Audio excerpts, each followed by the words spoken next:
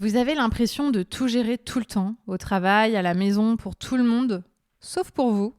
Dans cet épisode du format Le Déclic, je vous montre comment une séance de coaching aide à sortir du mode gestion permanente et à reconnaître les signes de la surcharge mentale avant qu'elle ne devienne épuisante. Vous découvrez les pensées typiques du mode contrôle fric, le comment lâcher prise sans perdre pied et surtout comment recréer de l'espace pour respirer sans culpabilité.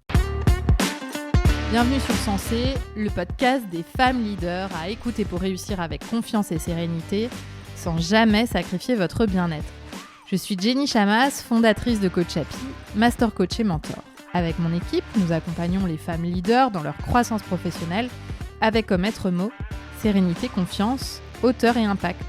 Vous écoutez l'épisode 47 de Sensé.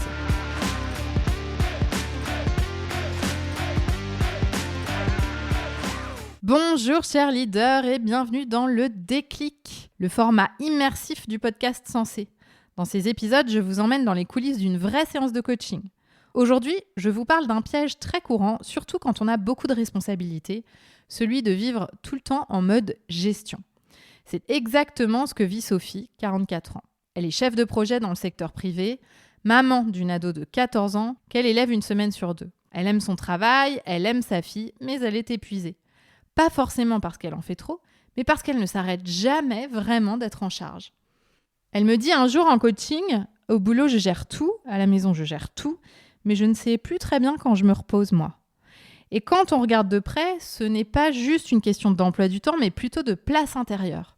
Sophie n'a plus de moment où elle n'est ni la manager ni la mère. Dans cet épisode, on explore ce qui se passe quand notre tête et notre cœur sont constamment en mode pilotage, comment notre cerveau s'y habitue et surtout comment on peut retrouver de l'espace pour soi sans tout envoyer valser.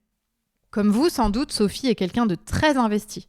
Quand elle parle de son travail, on sent tout de suite à quel point elle y met du cœur. Elle a un vrai sens des responsabilités, un besoin profond que les choses tournent, que les gens soient bien, que tout soit fait correctement. Et c'est ce qui fait d'elle une excellente manager. Elle anticipe, elle prend soin des autres, elle trouve des solutions et elle ne lâche rien. Le problème, c'est que ce mode de fonctionnement, celui où elle gère tout le temps, ne s'arrête jamais. Quand elle rentre chez elle, elle continue à fonctionner de la même façon. Elle passe en revue les devoirs de sa fille, les repas à préparer, les rendez-vous médicaux à caler, les messages WhatsApp en retard.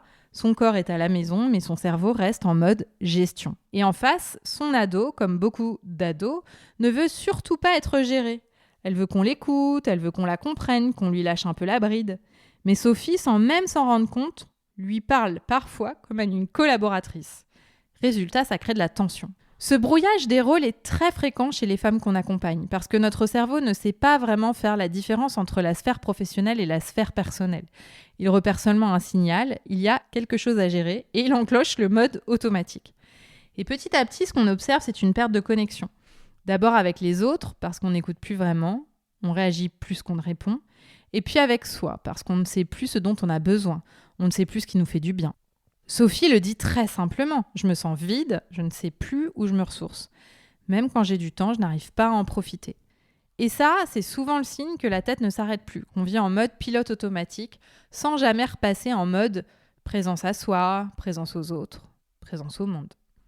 Ce qui est piégeux avec ce mode pilotage, c'est qu'il donne l'illusion d'efficacité.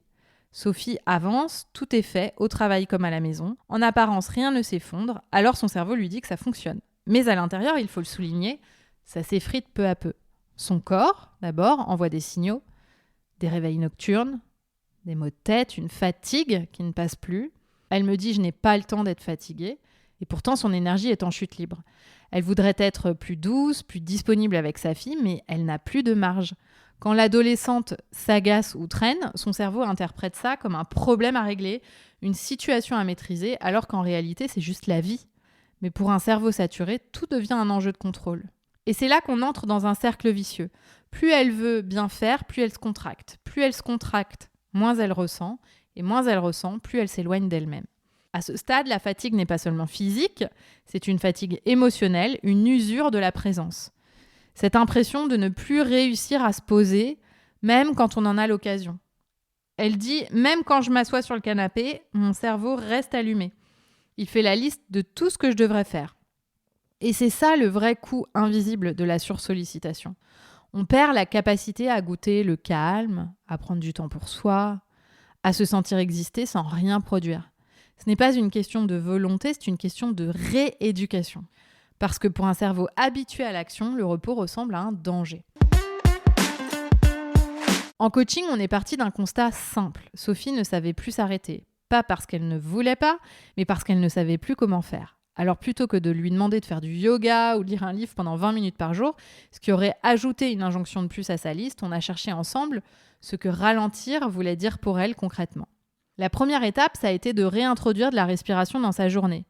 Juste un moment dans la voiture, entre le travail et la maison, pour faire la transition.